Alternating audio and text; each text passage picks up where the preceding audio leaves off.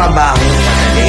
Wala kang karapatang maliitin yung trabaho ng iba. Yung iba sasabihin, gwardiya lang naman yan, rider lang naman yan, construction worker lang naman yan, gasoline boy lang naman yan, fast food crew worker lang naman yan. Pucha, nagkaroon lang tayo ng maganda-gandang klase ng trabaho. Akala na natin kung sino na tayong entitled sa mundong to. Minamaliit natin yung mga taong mas mabababa yung sa atin.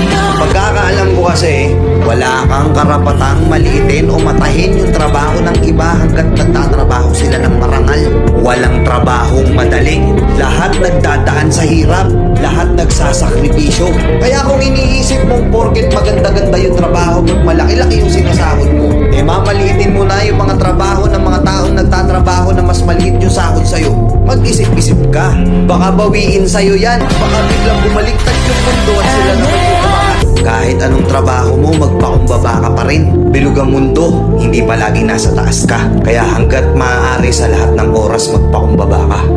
Diba?